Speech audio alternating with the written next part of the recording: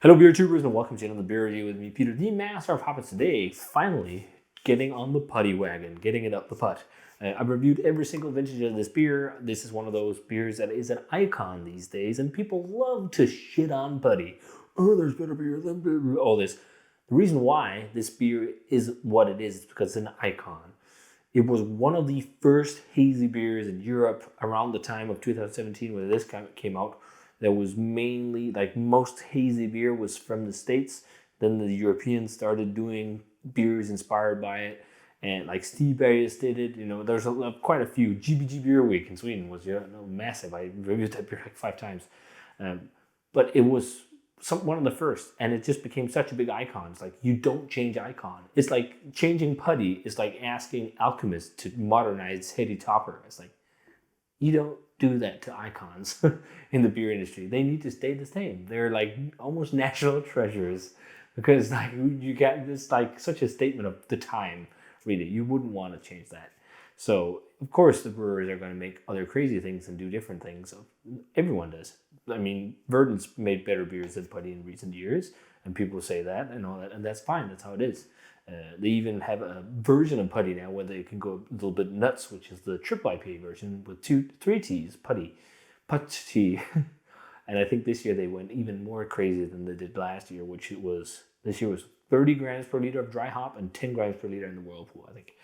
But yeah, an icon. And I also got this can from Jens from OELELSKER. So thanks a ton to Jens for the beer. OELELSKER is a little cool kind of online community where you purchase a subscription and then you get beer sent to you, and then they try the beers kind of in tasting videos like I do, where you can drink along and whatnot. And yeah, nice guys.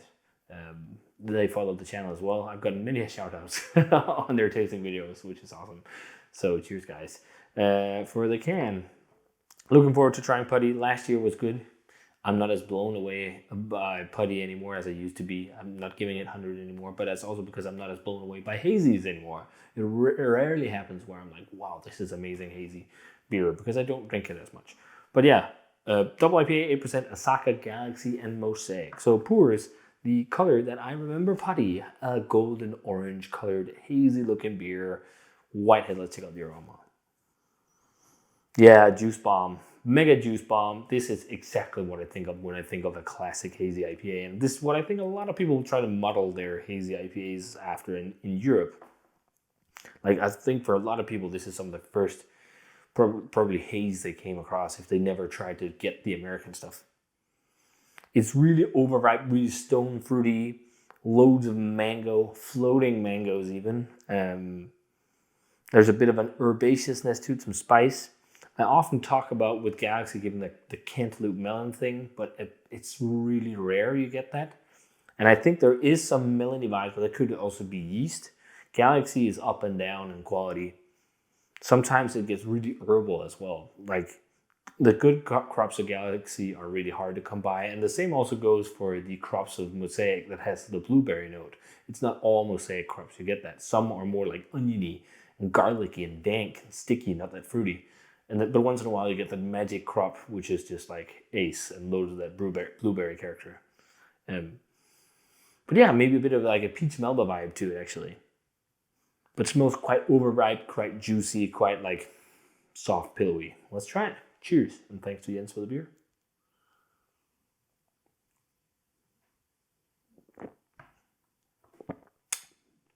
That's Putty. I can see why people these days, when they're drinking loads of massively hot hazy beers, also the date, 16th of January, so 5 or 6 weeks old when I'm drinking it now. Up the putt, it also says. Nice. But yeah, I can understand why people are like, this is not as good and all that. But it's just because it's, different processes, different hops these days. Like, a lot of people don't use like Mosaic a lot in hazies these days. A lot of people use different yeast. Like, there's different, ways of doing this. So much process. There's so much technicality about brewing this beer, like most other beers. Any beer that's brewed well is a lot about technicality and not just a recipe and process. So yes, of course, people have innovated and done things that are better than this. That's what happens in industries like this. But this is still a great beer. You can't fault that this is a great hazy. Like I can totally say already, like this is the kind of hazy beers that I don't really fancy that much myself these days. In general, I don't fancy hazy beers too much, unless they're like more bright and fruity, not to the sweeter, like estery, juicy side, because this is more classic kind of juice bomb material. But it's still a really nice beer. Like this is how it's supposed to be if you do a classic hazy, and this is how it should be. There's even actually a little bit of bitterness to it as well. Flavor really follows exactly what I talked about in the aroma. Maybe not peach melba, but definitely peachy notes. There's some spiciness too, which I think is from Galaxy. There's definitely melon vibes. And I think, again, that could be yeast. Even a little bit of like a candy, kind of Starburst candy, or yeah, Starburst candy kind of vibe to it. There's definitely those like sweet fruit esters that reminds you of like a kind of gummy candies or something like that. Which is nice. That's also kind of like one of the classic haze profiles. A little bit of like just like herby, bitter, kind of spicy back end to it, and lots of mango, lots of overripe mango, and then also some of the cantaloupe melon vibes. But I'm not sure if it's pure Galaxy or just yeast or what it is. Probably a combination. Like you can't fault this for what it is and what it's done to the market. Like this is also one of the reasons why haze became a craze in Europe, is because people tried putty and they were like, what? Can beer be like this? And then just it went even more nuts with haze. Which still is like, it's amazing to think like this is from 17 and haze is still king in terms of IPA brewing. But yeah, I like this a lot. But I'm not like totally head over heels in it. It's just a nice beer. Like I think I gave the triple hazy version a 90 last year, and I gave the regular a 93.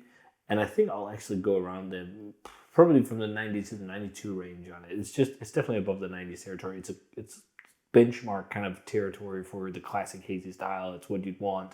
It's an iconic beer. It's just a great beer. I'm just not that big into haze anymore. And if it's hazy beers these days, they're just like the less sweeter kind and the ones that are more like very saturated in hop flavor. But even those I don't drink that much often. Like I'm more of a lager guy or West Coast IPA guy these days. If we're talking anything with like a at least decent amount of hops, lager, really hoppy, I don't know. You know, but yeah, it's very nice. So definitely check out Putty if you can still. The triple IPA version is probably out when this airs. I'm not sure. They made a video about it coming, so I'm sure it's probably spreading like wildfire at the moment. I wonder how much there is around of that beer though, because that's an expensive beer to make, it sounds. But maybe we'll have to try and get a can of that and try that as well. Just because we should. But yeah, it's still nice. I mean, get putty. If you love putty, drink some putty. If you don't love putty, drink something else. But still, you can't fault that this is a great beer and an icon on the European haze scene. I think this is like one of the only European hazies where people buy this like every single year around this time. I can't really remember many others where people just talk so much about it online. That's why it's also an icon. So yeah. Check it out if you haven't already, and thanks a ton to Jens for the beer. And as always, remember to comment, subscribe, check out the Facebook fan page, Twitter, and Instagram. Give the video a thumbs up if you enjoyed it, and ring the bell for future notifications about videos. And I'm going to say cheers, and see you guys in another beer review.